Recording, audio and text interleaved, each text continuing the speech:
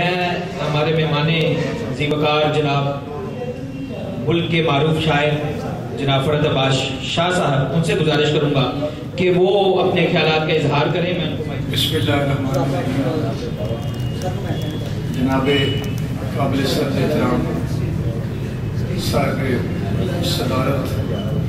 جناب لطیف شاہد صاحب اور باقی آپ سب احباب گرامی، سب سے پہلے تو میں شکریہ ادا کروں گا مجلس احباب ادب فن کا شکریہ، اور ان کے جو منتظمین ہیں ان کا، کہ اگرچہ یہ ان کا فرض تھا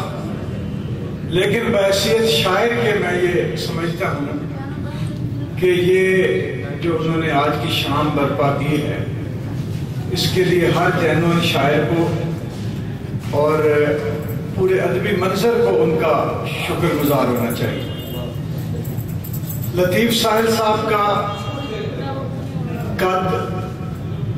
ان کا شعری وقار، شعری مرتبہ ایسا ہے کہ شاعر جو سنجیدہ شاعر ہیں، شاعر آج بھی اگر سیکھنے کی نیت سے کسی کو پڑھتے ہیں تو ان میں ایک نام لطیف ساحل صاحب.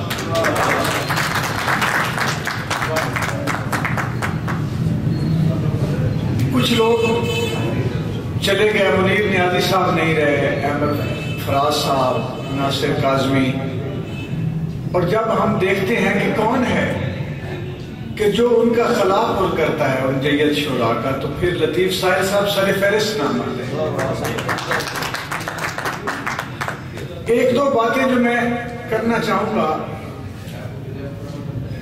جس میں ہماری ذمہ داری ہے، ہم کوتاہی کرتے ہیں، اور کہیں پہ شاعر کا درویش ہونا جو کہ ہونا چاہیے، جو کہ اس کی پہلی صفت ہونی چاہیے، کیونکہ شاعر چالاک ہو تو وہ شاعری کے ساتھ بھی چالاکی کرے گا، اور 10-15 سال بعد شاعری اس کے ساتھ چالاکی کر رہا ہے. کیا بات ہے!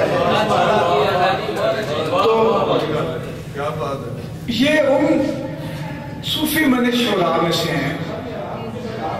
کہ جو پیدا ہی شاعر ہوتے ہیں، پھر ساری زندگی اپنے منصب کا حق ادا کرتے ہیں.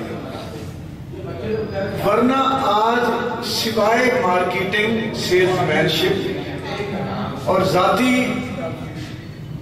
کوششوں کے ساتھ ساتھ، یعنی ذاتی کوششیں بھی ہتھ کنڈوں والی آزما کے کوئی افتخار عارف بن جاتا ہے، کوئی ظفر اقبال بن جاتا ہے، وہ بڑا نام بنا لیتے ہیں. لیکن وہی کہ جو آپ شاعری کو دیتے ہیں وہ آپ کو آپ کی زندگی میں لوٹاتی ہے. اب وہی لوگ جنہوں نے کرسیوں کی بدولت، جو ارباب اختیار کے تعاون کی بدولت،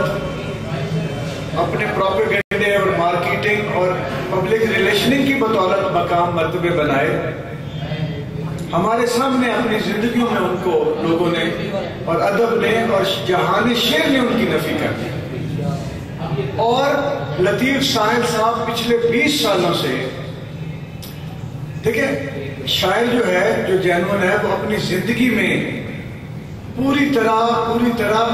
اس میں اس کی ذمہ داریاں پوری کرتے ہوئے اس میں بسر کر کے وہ سانس لیتا ہے. وہ زندگی سے فرار نہیں. وہ گیا زمانہ جب زندگی سے فرار حاصل کر کے کوئی ساگر صدیقی یا اور لوگ بنتا ہے. آج کا شاعر جو ہے یہ اس لیے بڑا ہے قد کاٹ میں کہ یہ اپنی زندگی کی ذمہ داریاں پوری کر کے اور پتہ نہیں کتنی مشکل سے وہ سانس لے کر اپنے شعر کے دل میں بھی دھڑکتا رہتا ہے. تو لطیف ساحل صاحب ان لوگوں میں سے ہیں جنہوں نے اپنے دکھوں کو ایک ذمہ داری سمجھتے ہوئے اپنے سینے سے لگایا، پورا اترنے کی کوشش کی مشکلات میں، اور شعر سے بھی وابستہ رہے. اس میں شاعر جو ہمارے جیسے جو لوگ ہیں، جس میں میں بھی اس لیے شامل اپنے آپ کو کروں کہ میں بھی مزدور آدمی، جس نے مزدوری کرنی ہے، جس نے عزت کا وقار کے ساتھ رزق کما کے فیملی کو بھی خود کو بھی زندہ رکھنا ہے، ان کے لیے اس وقت ہر محاذ پر لڑنا مشکل ہو جاتا ہے. تو جب یہ مشکلات، جس طرف کا پلڑا زیادہ وزنی ہو جاتا ہے، شاعر مجبوراً اس طرف جانا پڑتا ہے، جھکاؤ ہو جاتا ہے اس کو. تو پچھلے 20 سالوں سے لطیف شاعر صاحب شعر بھی کہتے رہے ہوں گے، درس و تدریس کا سلسلہ بھی جاری رہا، لیکن وہ جو ہماری ضرورت تھی، جو ہماری پیاس تھی کہ یہ ہم میں روزانہ آئیں، روزانہ بیٹھیں، ہمیں میسر ہو، وہ ان سے نہیں ہو پایا، جس کی وجہ سے اور جو تبدیلی یہ دیکھیں کہ کتنا ایک جمع غفیر اس وقت سوشل میڈیا کے تھرو شاعروں کا ایک ہجوم اور ایک بھیڑ چال بھیڑ اور اس کا واویلا تکلیف دے، جو شور بھی پالوشن کی طرح ہوتا ہے، وہ ماحولیاتی آلودگی جو ہے وہ اس وقت شعر کے دھوکے میں بھی موجود ہے۔ لیکن ضرورت اس عمل کی ہے کہ ہم یہ کام، ہم ڈیوٹی یا اپنی ہم ذمہ داری سے سمجھیں کہ اگر کوئی فرشتہ صفت، درویش منش، کوئی صوفی، کوئی خالص، کوئی سچا شاعر لطیف صاحب کی شکل میں وجود میں ہمارے سامنے موجود ہے تو باقی اس کو نہ کچھ کرنا پڑے، پھر ہم کریں، کیونکہ آج بھی سچے شعر کی پیاس اور تلاش موجود ہے، لیکن سچے شعر کی لبادے میں ظفر اقبالیت، کبھی عباس تابشیت اور کبھی امجد اسلامیت یہ مسلط کر دی جاتی ہے مختلف ہتھ کنڈوں کے ذریعے، مصنوعی شعر کو نافذ کر دیا جاتا ہے،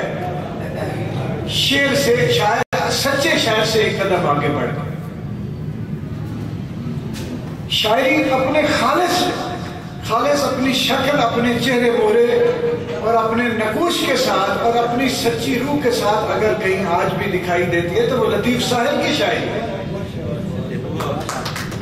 مصنوعی شاعری، اب ٹک ٹاک کے جو شعر آپ کے سامنے ہیں وہ جس چیز پہ شعر لکھ دے، اور اس کے بعد موسیقی کے ساتھ یہ ہو گیا کہ وہ کل پرسوں میں کوئی کوک اسٹوڈیو کا وہ سن رہا تھا جس میں جو ہے اس نے کہا عشق دا ککڑ بانگا دے، عشق کی بے حرمتی اپنی جگہ پر، صوفیزم کی بے حرمتی اپنی جگہ پر، شاعری کی بے حرمتی اپنی جگہ پر، اور میوزک کی بے حرمتی اپنی جگہ پر، اور اس کے پیچھے اربوں روپے کے بجٹ ہے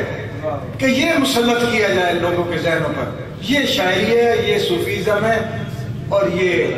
ادب ہے، موسیقی ہے۔ تو اتنے خوفناک ماحول میں ہم خوش نصیب ہیں کہ ہمیں لطیف صاحب میسر ہے، ہم اس کے پاس بیٹھ سکتے ہیں، اس سے سن سکتے ہیں، اس سے سیکھ سکتے ہیں، اور میں بہت میرے جیسا جو جان، اچھا دوسری ایک یہ بھی بات بتاؤں کہ میں فی الحال تو میں ویسے میں جانتا ہوں رہتا، میں شاہدرہ کے ایک نواحی بھیڑ میں ہوں، ہجوم میں رہتا ہوں، جو اس کے نواح میں واقع ہے جس کا نام لاہور ہے۔ تو یہ تو آپ کا شہر جو ہے وہ لاہور سے زیادہ ادبی ویلیوز، موسیقی اور فنکارانہ حیثیتوں کا مالک ہے آج بھی۔ تو اس کا تو کنٹریبیوشن چاہے سنگ تراشی کی شکل میں ہو، چاہے میوزک کی شکل میں ہو، چاہے ناول افسانے کی شکل میں ہو، چاہے شاعری کی شکل میں ہو، یہ بھاری پڑتا ہے ہمیشہ لاہور پر۔ لاہور میں تو لوگ باہر سے آ کے آباد ہوئے ہیں، شاہدرے والے ہیں، اپنی مٹی اپنی دھرتی سے جڑے ہوئے لوگ یہیں پیدا ہوئے، اسی خمیر کا حصہ ہے۔ تو آپ لوگوں سے بھی میری یہ آج اس لیے میں ان کا شکریہ ادا کرتا ہوں، آپ سب کا۔ شہزاد صاحب جو ہے میں تو کہتا ہوں کہ اب تنقید بھی ان کی وجہ سے اب شاہدرے سے اٹھے، میاں شہزاد صاحب اور ندیم ملک صاحب نے ایسے استادوں کو کان پکڑوا دیے ہیں کلاسیکی موسیقی میں کہ جو بتاتے ہوئے جن کے منہ کو، جن کو حلق، تالو اور زبان کو فالج ہو جاتا تھا کہ کہیں استائی کے الفاظ نہ پورے چلے جائیں، ان فالج زدہ استادوں کو آج وقت ڈال دیا۔ اور یہ آپ کے جو فراست صاحب ہیں، یہ بیٹا بیٹھا ہوا ہے، آپ سارے لوگ ڈائریکٹر، یہ ان کی، یہ جہاں جاتے ہیں جس شہر میں جہاں ان کی نوکری لگتی ہے وہاں پتہ چلتا ہے کہ شاہدرے سے کوئی فنکار ہے، اس سے پیار لوگ کرتے ہیں، وہ ڈائریکٹر ہونا تو اور بات۔ تو آپ سب لوگ تو مبارک علی خان صاحب ہیں، یہاں شبیر صاحب، اختر صاحب، مرحوم، تو ایک بڑے لوگ کہ خدا کے لیے آپ یہ اپنے ورثے کو، جو اتنا سچا اور سچا ورثہ ہے، آپ اس کی قدر کریں، مسعود بھائی اس کو سنبھالیں، ہے نا، اور اس سے فائدہ اٹھائیں، ان کو پکڑ لیں، ان سے شعر سیکھیں۔ ابھی اس لیے کمیاں موجود ہیں کہ یہاں اس محفل میں بے وزن شعر پڑھا ہی نہیں جانا چاہیے، کیونکہ بے سرا کوئی سر نہیں لگا کوئی ایسا، تو شاعری میں کوئی آتے ہی کوئی جو ان پہ نظر پڑے پہلے وہ بھی دکھا لیں، اور یہاں سے طلحہ کو کسی سے پوچھنے کے لیے لاہور نہ جانا پڑے۔ آپ ان کے مسائل اپنے ذمہ لیں اور اپنی مصیبتیں شعری، ادبی، تخلیقی ان کے ذمہ لگائیں کہ خدا کی قسم ایسے لوگ موجود نہیں ہیں، نہیں ملتے۔ میں الفن کہتا ہوں، یہ کوئی چلاکی کرتے ہیں، بڑی کوئی نوکری لے کے بیٹھ جاتے ہیں، خوشامدیں کرتے لوگوں کو، درویش آدمی ہیں یہ، تو آج تک میرا خیال ہے انہوں نے کسی سے یہ نہیں کہا ہوگا کہ میری کوئی غزل، کوئی محفل، کوئی کتاب، کوئی تقریب کرا۔ میرا دل مانتا ہے، اگر کہا بھی ہوگا تو واجبی انداز میں۔ یہ ان کی کیمسٹری وہ نہیں ہے، ان کا میٹر وہ نہیں ہے۔ یہ تو وہ شاعر ہیں کہ شاید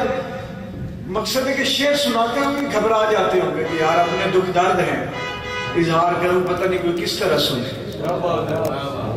یہ تو ان لوگوں میں سے صوفیاء کرام میں سے۔ ہمیں یہ چاہیے کہ ہم سارے مل کے ان کا علم بلند کریں، جو کہ ہے پہلے سے، ان کا علم سچا ہے، سچے علم سے لوگ گھبراتے ہیں، تو یہ اٹھانا ہمارا کام بنتا ہے۔ مان تو دنیا لے گی، سچے علم کو تو دنیا 1400 سال سے مانتی چلی آ رہی، کوئی انکار نہیں کرتا اس کا، تو لیکن ہمیں اٹھانا پڑے گا۔ ہم ان سے ایک ایسی، میں یہ چاہوں گا کہ یہ ریکویسٹ کروں، درخواست کروں ان سے بھی، آپ سب سے بھی، کہ یہ ایک اپنی ذات میں ایک بہت بڑا ادارہ، انسٹیٹیوشن، یونیورسٹی ہے۔ یہاں پہ لوگ ان سے زبان سیکھیں، ان سے شاعری سیکھیں، ان سے تنقید سیکھیں، ان سے تخلیق سیکھیں۔ جو اللہ کا کام ہے اس کو بھی بتا دیں گے کہ یہ ریاضت کریں، احساس کی ریاضت ان سے سیکھیں، زبان کا برتاوا اس سے سیکھیں۔ تو یہ میں آج پھر ایک دفعہ، میں تو ان کے چونکہ ماننے والا ہوں، ان کا پرستار ہوں، ان کا قاری ہوں، لیڈر ہوں، میں ان کا فین ہوں لطیف ساحل صاحب کا، میں تو 2 گھنٹے بھی بولتا رہوں گا۔ اور یہ صرف میں ابھی اجمالی بات کر رہا ہوں کہ میں بہت سارے لوگ شاعری کے حوالے سے اپنے لحاظ سے بات کر گئے، لیکن یہ میرے دل کی تڑپ ہے جو میں نے بتائی آپ لوگوں کو کہ یہ ایک یونیورسٹی ہے، جہاں پہ ایک ادارہ ایسا قائم ہو۔ اسی اسکول میں آ جائیں شام کو، کہ جہاں پہ بچے آئیں جن کو پتا ہو کہ ہم نے شعر سیکھنا ہے، ہم نے اردو سیکھنی ہے، پنجابی سیکھنی ہے، تنقید سیکھنی ہے، غزل، نظم، وہ ان کو خدا کے لیے اتنا بڑا سورس آف لرننگ ہے، ایجوکیشن ہے ہمارے پاس۔ ان کو ہم صرف نصاب تو یہ انہوں نے ساری زندگی درس و تدریس کا سلسلہ جاری رکھا، لیکن اب جو ہے یہ ان سے بھی میری ریکویسٹ ہے کہ آپ بہت بھاگ لیے، یہ اس کو بھی اپنی اسی طرح آپ یہ کام سر انجام دیں۔ ان کو سب لوگوں کا حق ہے، آپ کے شاعری کا حق ہے، اردو ادب کا حق ہے، اردو شعر کا حق ہے، تو آپ، کیونکہ یہ چیز اب رہ نہیں گئی، اب صرف ایسے لوگ ہیں جو پہلے اور بعد میں اور درمیان میں صرف پیسہ ڈالتے ہیں اور شعر گھٹیا قسم کے جعلی مصنوعی شاعری اگلے کے حوالے کر کے کہتے ہیں یہ شاعری لے، کوئی سکھانے کی طرف۔ ایسے بہت سارے کاروباری ہو گیا، صرف جگاڑیں لگی ہوئی ہیں اور پھیکے پکوان والی دکانیں کھلی ہوئی۔ تو یہاں تو سچا سچا مال ہے، یہاں تو وہ مال ہے جو ختم ہی نہیں ہونا۔ تو میری درخواست بھی آپ سب لوگوں سے، اور میں ایک بار پھر میاں شہزاد صاحب کا، اس مجلس احباب ادب و فن کا، آپ سب لوگوں کا شکریہ ادا کرتا ہوں کہ آپ لوگوں نے ہمیں تو عزت دی ہے، لیکن یہ اپنا فرض ادا کیا ہے۔ اس ملک میں اپنا کوئی فرض بھی ادا کر لے تو اس کا بہت شکریہ۔ Thank you.